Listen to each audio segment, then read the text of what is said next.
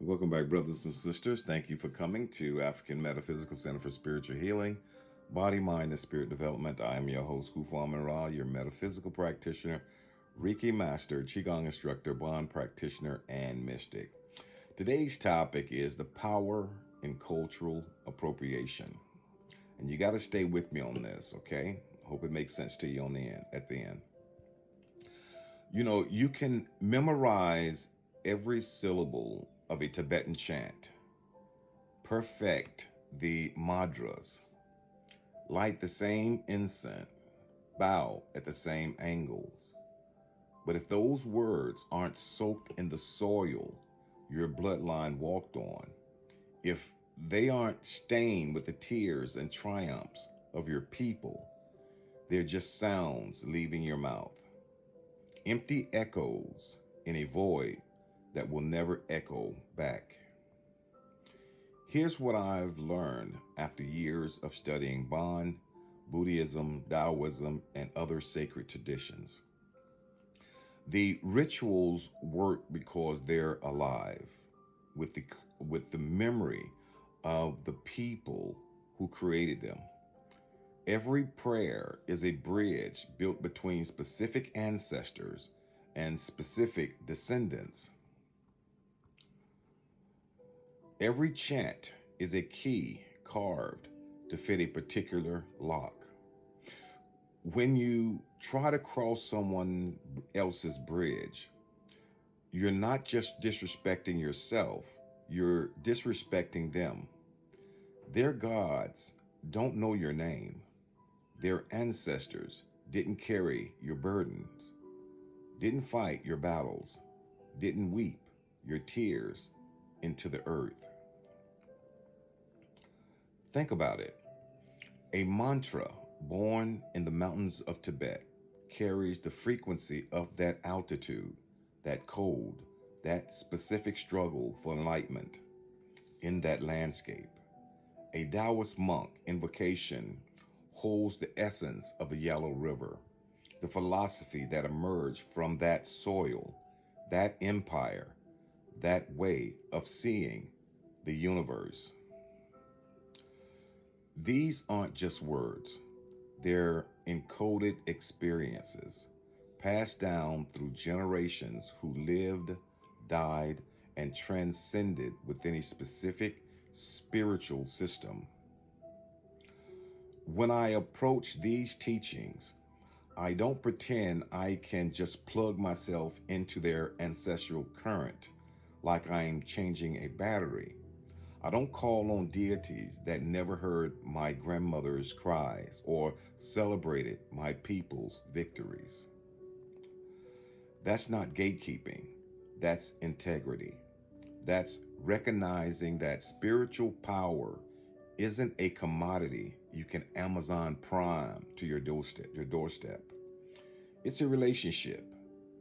And you can't have a relationship with ancestors who don't recognize your face in the lineage.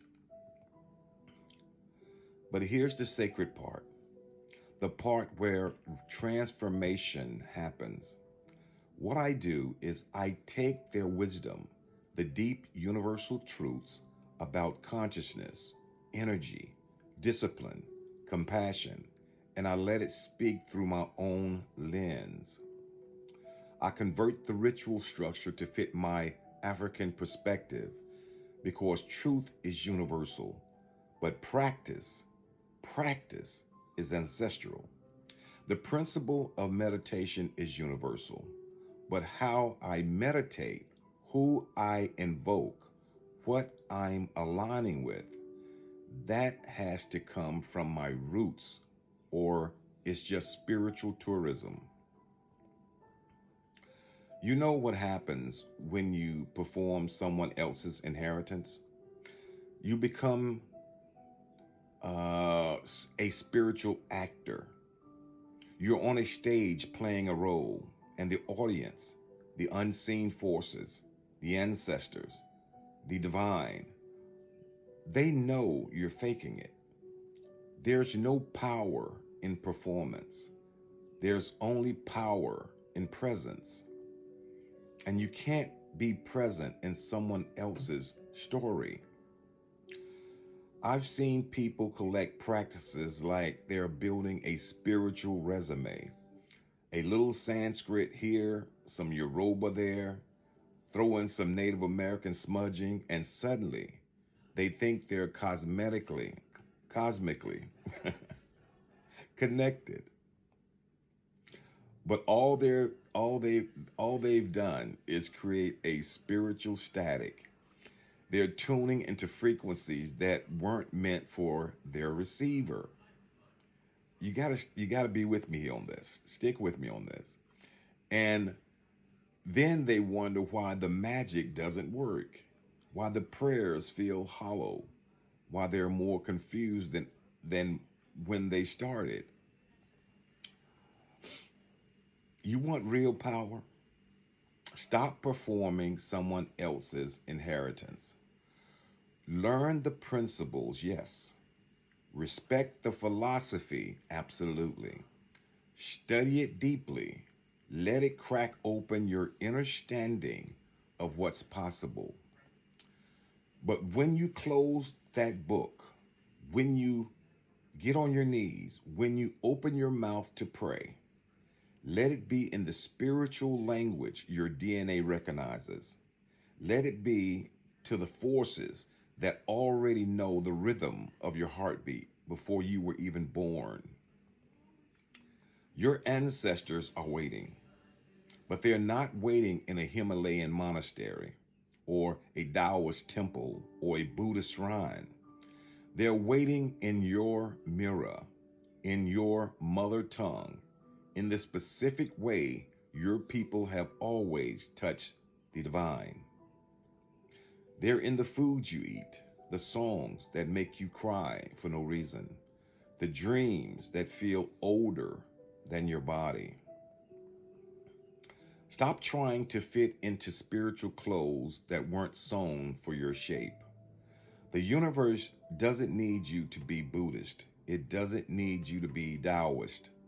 It needs you to be awake in your own skin, in your own lineage, with your own sacred fire burning from the altar your ancestors built specifically for you.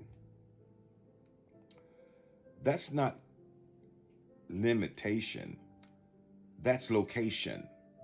And you can't find power in someone else's home when you haven't even unlocked your own front door.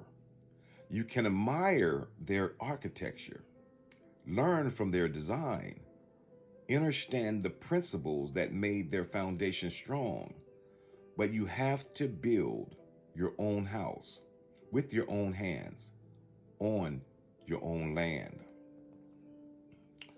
The wisdom is universal. The practice is personal.